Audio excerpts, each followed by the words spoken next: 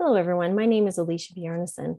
My discussion today is on equitable scholarship, lessons learned from AWSN's new scholarship program for Alberta STEM students.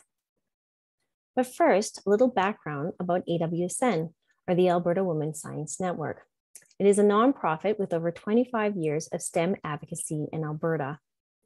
AWSN acts as a platform that initiates or supports programs, partners, and stakeholders who amplify, magnify, and accelerate systemic and social change within the greater STEM community. The AWSN Scholarship Program is part of the group's larger equity efforts. Now, traditionally, the program offered only one $3,000 scholarship with a focus on underrepresented populations in STEM, specifically the attrition-prone third and fourth year of an undergraduate program. With the support of TC Energy, the program has been expanded to 10 $3,000 scholarships and has offered AWSN a chance to better define the word underrepresented. A quote from NSERC, the Natural Science and Engineering Research Council: "Equity, diversity, inclusion, EDI, strengthen the scientific and engineering community and the quality, social, relevance, and impact of research. Sound equity, diversity, and inclusion practices increase access to a larger pool of qualified potential participants, enhance the integrity of the program's application and selection process, strengthen the research outputs, and increase the overall excellence of research. It is through this spirit that AWSN set up to redefine the criteria for which our scholarship would be structured. There are four main criteria to be considered. One, intersectionality of identities such as gender, race, ability, and diversity of lived experiences. More on this in a moment.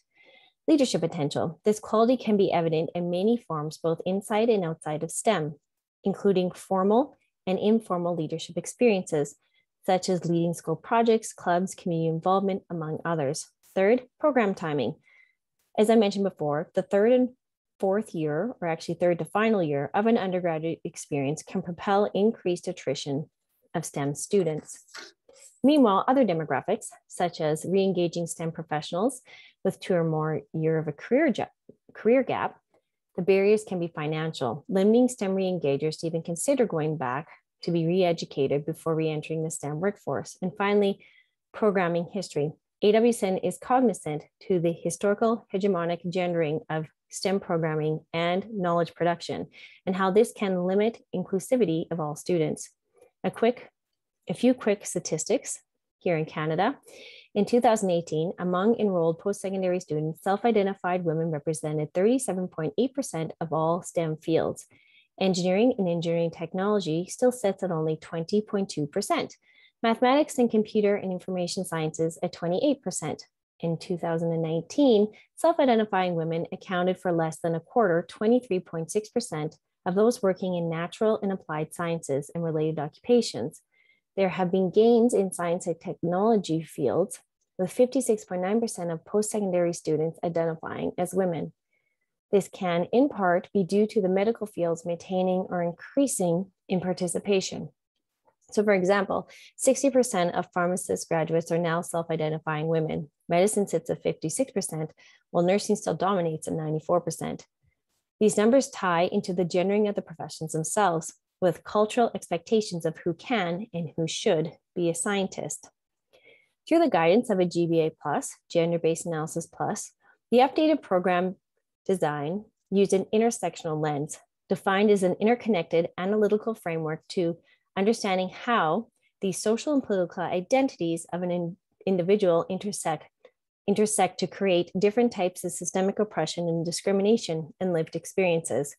The award was structured in a way that allowed AWSN to distribute the scholarship in a more equitable manner, limiting unconscious bias, stereotyping, and other barriers commonly faced by underrepresented groups within the review process, and to support AWSN's overall objective towards a more diverse and inclusive STEM future, where all can participate to their full capacity in STEM. As individuals, each of us has identifying factors that make us who we are and influences how we experience our day-to-day life. The spaces we inhabit can also reproduce cultures that are unwelcoming and restrictive. AWSN's intention was to design a scholarship program that will support dedicated and engaged STEM students with leadership potential who may otherwise be overlooked. Research has shown that innovation and creativity is at its peak when people can be their true selves. We are intersectional beings. The program design was meant to try to let students express who they are. Traditionally, many scholarship opportunities are based on factors such as the institutions that the students attend or overall marks and grades. Often, we will call these merit or reward-based scholarships. These factors do not always define who will finish their schooling or who will become great scientists and future inventors. There are too many factors being overlooked. The AWSN scholarship wants to be part of an equitable solution. For some students, receiving a bit of extra financial support, a small boost in confidence, may be what is needed to bridge for success. The application was broken up into 3 parts. The first part of the application offered the students the opportunity to identify their own factors. These identifying factors considered through an intersectional lens in no particular order were self-identified woman, self-identified man, non-binary, LGBTQ2S+, persons with a disability, Black person, Indigenous person, racialized person, age, so over or under 30, and the option to answer another in case you missed an important identity factor to the students. The scholarship also considered dependents' caregiving responsibility, university location, and the STEM program enrollment. Through the intersectional lens, the second and third part of the applications of essay responses and references focused on the lived experiences of the applicants. Teasing out responses to better understand how does one's identity factors such as race, gender, sexual orientation, to name a few, influence the student's unique lived experiences? And how can these experiences then influence the very scientific thought of the student? Who influences students to choose their disciplinary path? Also, what qualities make a good leader? For example, how are students supporting themselves and those around them? So how did it go? Well, our applications from 2020 versus 2021 were 11 versus 293, so pretty well. In the past, AWSN's scholarship program was fully volunteer-led. This limited the reach and time that could be spent on the program. Thanks to the financial commitment of TC Energy, AWSN was able to hire a program coordinator. This person's time was spent contacting over 200 educational institutions and community stakeholders in Alberta, and allowed for a full marketing campaign. As such, students identified key themes on how they found out about the scholarship, including directly from their school or program, also through social influences such as their supervisor or professor, as well as friends and family members. Social media played a role, with students seeing posts directly from AWSN and also from partnering groups such as Wiser, U of C Wise, and even through TC Energy itself. The team was excited to find out that the scholarship made its way to 5 scholarship search engines. We hadn't anticipated that. That was a really nice surprise. With the knowledge of the new innovative design and a paid program coordinator, we also were able to recruit 7 adjudicators, where normally we only have 3 or 4. Key lesson learned: as a volunteer organization, the opportunity for financial support to hire a program coordinator allowed an opportunity for a strong marketing campaign and the recruitment of top volunteer talent. Majority of the students took the time to self-identify, often choosing more than one identity factor. Of the 293 applicants, only 4 chose not to participate in this part of the application. The overall results included 209 self-identifying as women, 24 self-identifying as men, 6 as non-binary, and 50 from the LGBTQ2S+ community. We had 14 identify as persons with a disability, 20 as a Black person, 7 Indigenous persons, and 109 as a racialized person, and 11 identified as having dependent or caregiving responsibilities. Of the 293 applicants, only 5 were STEM re-engagers, showing that this really is a hard group to try to reach. In total, the students attended 14 Alberta institutions and were registered in 40 science-based disciplines.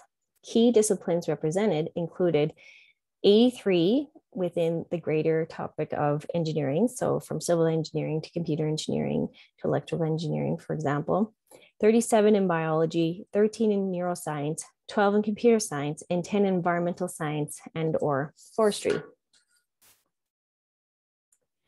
The comment section and a chance for the students to provide identity factors through another allowed for a list of potential future identity factors to consider, including mature students instead of the over and under 30, especially since many other scholarships do not include this demographic. Once you turn 30, you no longer qualify for most scholarships. Visible religious minority, first-generation immigrant, first-generation refugee, neurodivergent, and rural. Applicants also asked us to further break out the dependent and caregiving category to be able to illustrate, for example, child versus elderly care. We had one applicant describe her lived experience as being sandwiched between the two. The comment section included many students thanking us for this unique program design, allowing them to express who they are. A few quotes. Overall, I felt the application process was very easy. I feel seen in the intersectional lens. It is refreshing to have a scholarship consider the many factors that contribute to a person's position in the world. Another quote, the scholarship was more than grades, great to talk about lived experiences. And finally, I felt that I had a chance to address the barriers that I have encountered in my life and was able to accurately identify myself based on the given factors. Comments like these show that the students took the time in the essay to open up about their lived experiences and what has shaped their disciplinary and career paths. Some examples, from the experience of having an ill father while growing up and now wanting to become a doctor to help other families, to wanting to continue in the family agriculture business, to learning innovative ways through disciplines such as civil engineering to give back to their own communities, both in Canada and abroad. Key lesson learned, a cautionary tale. If you're going to ask students to speak to their life experiences, there will be both inspirational and heart-wrenching stories. It is important for the adjudicators to administer self-care and to check in with each other. Part of the review process includes talking through the applications. We all found this quite helpful, not only to check our own unconscious biases, but also to be able to discuss what we had read. A key theme that we saw was resiliency. From being first in their family to attend university, to stories of childhood illnesses, to growing up in refugee camps. From the student who tragically lost their father in a robbery at their family business, to another who suffers PTSD from once having to escape from an intruder through a third-story window. Also hearing how some of the families actively encourage them not to go into STEM due to cultural norms, and how one applicant has had to use the food bank in order to afford to go to school. Another theme was community spirit, with some of these students dedicating time within their week to support their peers, to volunteer in hospitals, community kitchens, mentoring new immigrant families. We discussed as adjudicators, we weren't quite sure when some of these students slept. This has also led to innovative and creative ways for the students to give back, and we admired their ability to multitask. From the Afghan refugee who advances women's reproductive health while writing children's books on the side, to podcasts on EDI and decolonization, to the re-engager who will return to school while still raising her young children. These students are leaders in their schools, in their churches, in their communities, urban and rural, yet they may not have the top marks in their classes. Each unique life experience shapes and informs the student's path and the leadership skills that they will bring. We also read how 230 students referenced financial burdens. 130 expressed how the scholarship would allow them to focus more on studying and research and these active volunteering community involvements. 88 had difficulty with part-time and full-time employment through this past year. 18 spoke openly about mental health challenges, and 3 identified extra burdens due to having dependents. The long tradition of throwing more girls and women into STEM has not worked. Oh yes, the leaky pipeline metaphor. It is not girls or women who need to change. It is the leaks along the pipeline. We need to change the spaces in the system that the women and other underrepresented populations are in. Every student who leaves the STEM career path takes their lived experiences with them, along with their creative and innovative potential. In summary, students greatly benefited from financial assistance. I say to our greater STEM community, it is time for us to step up. These students are our future employees, coworkers, innovators. They could use our support, especially after this crazy COVID year. I encourage our STEM companies and organizations to design or delegate. Create your own scholarship program or delegate the task to groups like AWSN who are willing to help. But when considering starting a scholarship program, please include financial supports for things such as program coordination and marketing. Volunteer labor is not enough. These programs are a lot of work. And next, think about design. Today, we discuss intersectional and reward-based scholarships. There are positive outcomes to a more intersectional approach, including equitable distribution of funds. By spreading funds around, more students will have support. Also, an expanded understanding through lived experiences of what and who influences students, how lived experiences can impact a student's approach to leadership, innovation, and creativity. When we lose students, these unique experiences are lost. Finally, as a greater STEM community, we obtain a better understanding of contextual factors such as gender, racism, ableism, to name a few. It is us who needs to change as professionals, as institutions, not the students, not women, not other underrepresented groups. Through understanding, we can better influence the spaces students inhabit, from cultural norms in society to the classroom, to incite cultural change of who can be a scientist. We know there are still systemic barriers remaining. It's time to act. And thank you. I would like to thank you, our AWSN executive and board, and as well as TC Energy. To start a new scholarship program, a new innovative scholarship program, was not an easy task. And I thank these groups for allowing us to take the opportunity to try something new. Also, to our program coordinator, Ali, thank you. Thank you for keeping us on time. Thank you for your commitment to the program. And thank you for all the work in keeping us organized along the way. And to my fellow adjudicators, Leslie, Chantal, Holly, Madeline, Jamie, Minji, thank you for being with me and the team on this task, on this project, and on this journey. It has been great to work with you and great to learn from you and great to discuss these discussions with you, because some of them were definitely not easy, but definitely we all learned something along the way. And thank you everyone today for listening. And I hope that I've inspired you to find other ways to include equity, diversity, and inclusion in the work that you do. So thank you for your time.